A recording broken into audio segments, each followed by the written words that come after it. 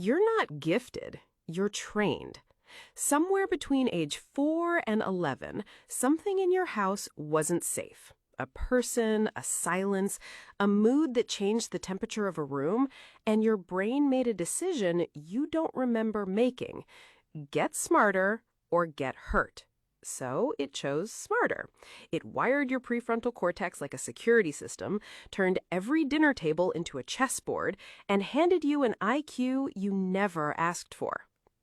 Psychologists call it hypervigilant cognition. The internet is starting to call it traumatic intelligence. I call it the reason you can read a room in 4 seconds and cut a 10-year friendship in 4 minutes. Because here's the part nobody says out loud. People with traumatic intelligence don't lose relationships. They execute them cleanly, quietly, permanently. No closure, no final text, just a door that was open yesterday and bricked shut by morning. So before you congratulate yourself for being the smart one, the perceptive one, the one who always saw it coming, let's talk about what it actually cost you.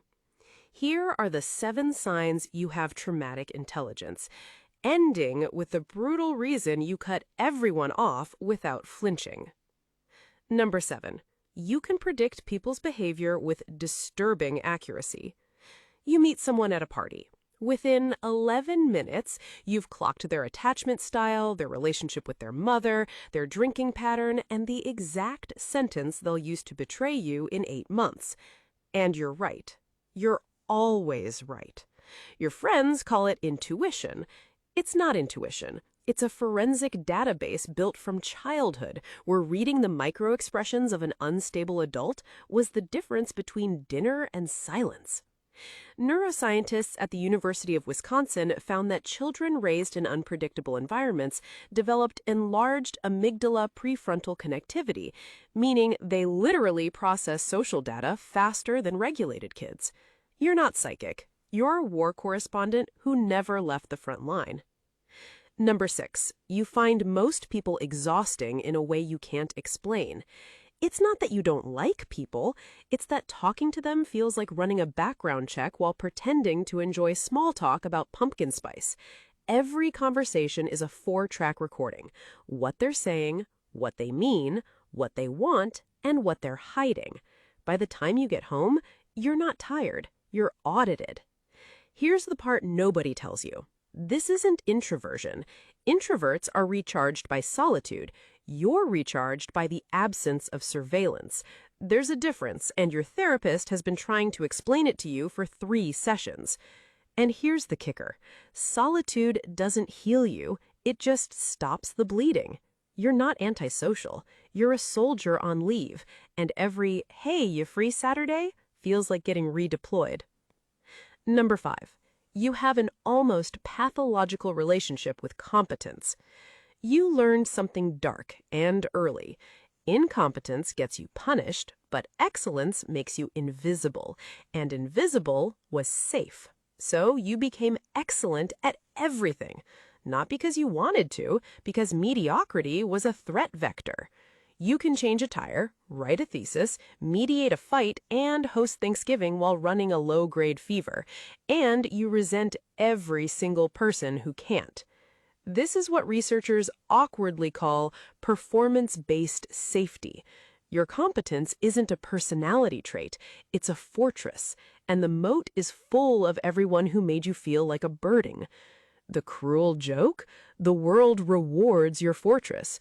Promotions, praise, you're so put together.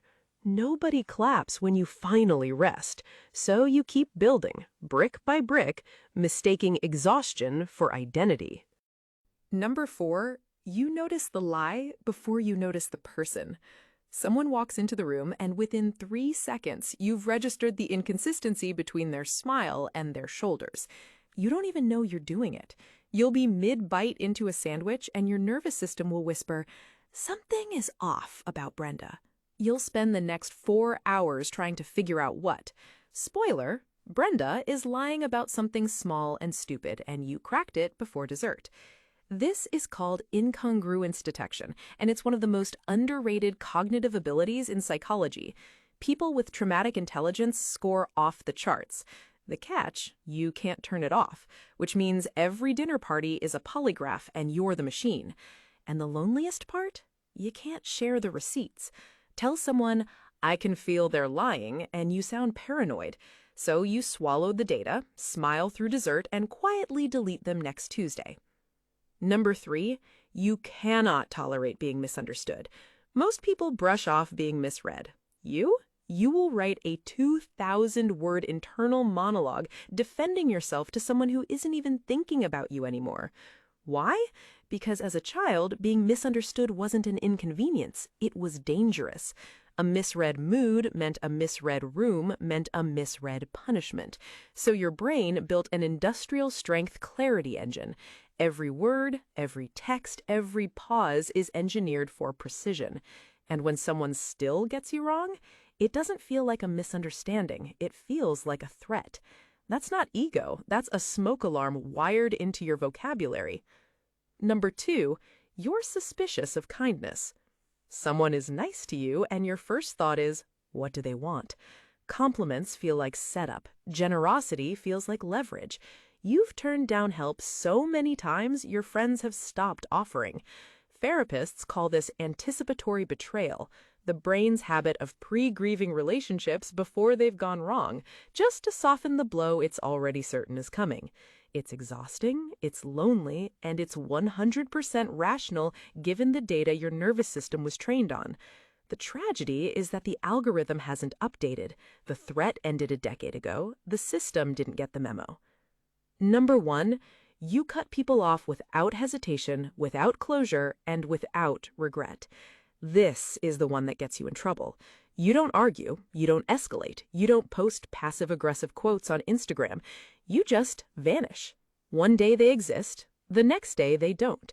No second chances, no long conversations, no let's talk it out.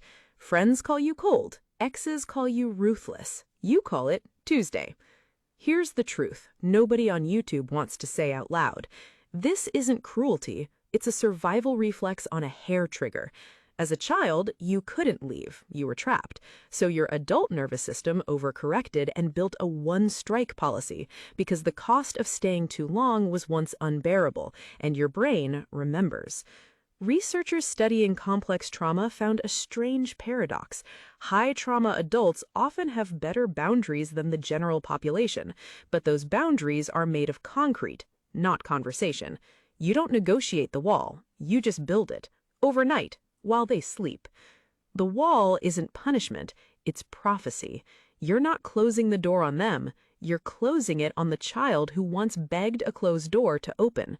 This time, you get to be the one who decides. So why does this matter? Because traumatic intelligence is real, and it's a double-edged scalpel. It made you sharp, it made you capable, it made you the person everyone calls in a crisis.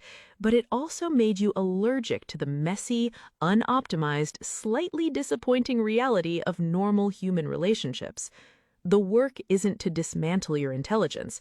The work is to teach it that the war is over, that not every silence is a setup, that kindness can just be kindness, that you're allowed to be loved without first being useful. Your brain is brilliant. It just needs new data. And maybe, just maybe, the next time someone disappoints you in a small, human, forgivable way, you'll let them stay.